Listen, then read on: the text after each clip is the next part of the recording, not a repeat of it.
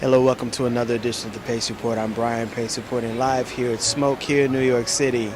The soulful stylings of pianist Bruce Barth as well as saxophonist Steve Wilson, they just recorded Home, a live recording in Columbia, Missouri, which is receiving lots of positive press. But tonight they're performing here at Smoke with the Quartet featuring Royston on drums.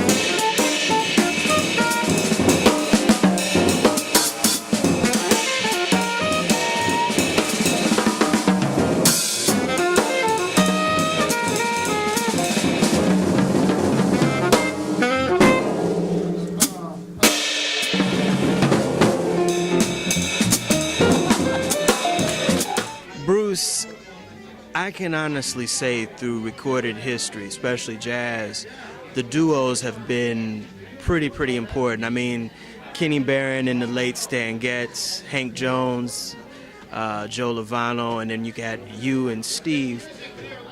How did you guys come about making this? Because you guys have recorded on and off for the last couple of years, but why did you guys decide to do a duo live record right now? I'll tell you, Brian, first of all, that's some pretty heady company, so honored to be mentioned in the same sentence as those great guys. And I mentioned that one thing I came up on in the 70s and 80s, I guess most of the 70s, there were a lot of great piano duo records. Hank Jones, John Lewis, Hank Jones, Tommy Flanagan, Barry Harris, Tommy Flanagan. So a lot of those I loved coming up.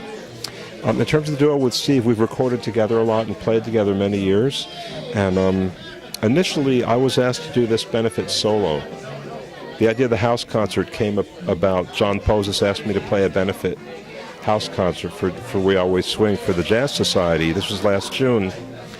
And I said, John, maybe we could do duo rather than solo piano. And I said, how about Steve? So that's really how it came about, and there's such an easy rapport we have. And playing duo with Steve is easy because his rhythm is so great, his time feel is so great. I feel like I can almost play nothing and it works, you know. So, of course, I can accompany, but it's not really, I play as much or as little as I need to, you know. Sometimes I don't have to play a lot because the time is there. So it's certainly not, when Steve's soloing, it's certainly not the concept of Steve soloing and me accompanying him.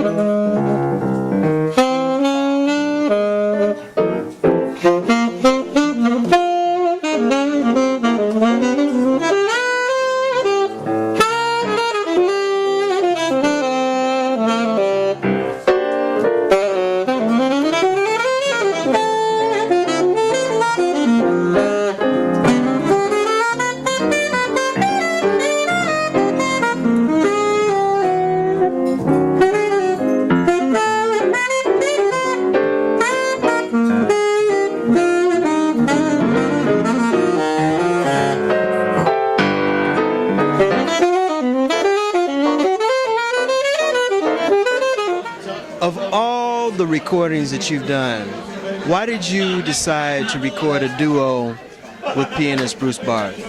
Well, it's the next logical step. Bruce and I have been playing together for over 20 years.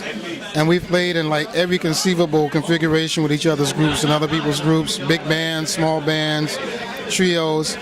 And we just have this natural empathy, musical empathy, and it's just so easy when we work together. So, you know, the opportunity presented itself, and it was just so easy to do. So it's really the next logical step to take.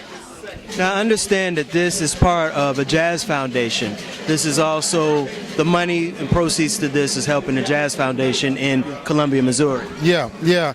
And John Poses, who is a dear friend we've known for many years, has been involved with that, and his company, We Always Swing.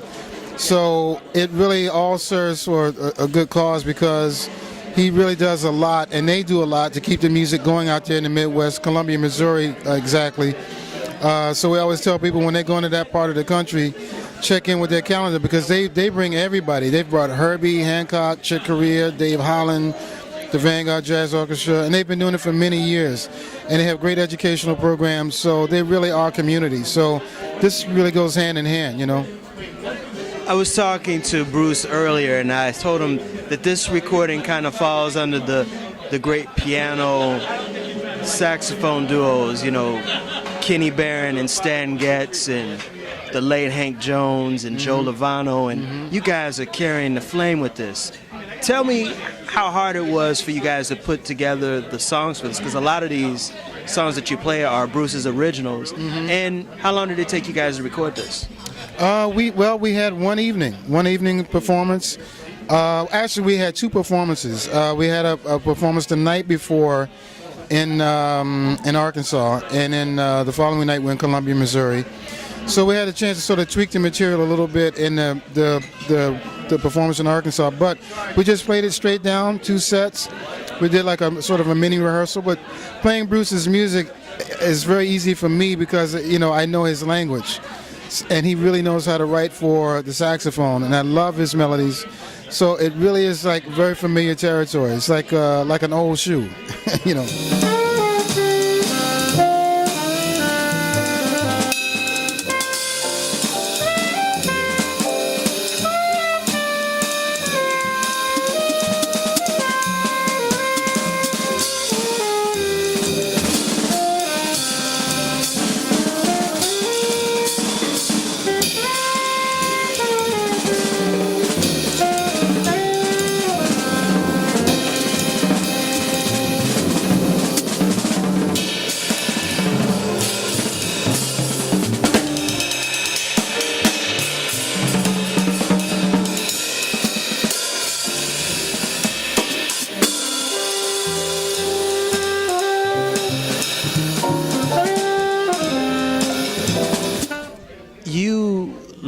How to play the piano by ear, and you had the wonderful opportunity to be trained by Jackie Bayard, and I noticed that there's some of the inflection of Jackie in some of your playing.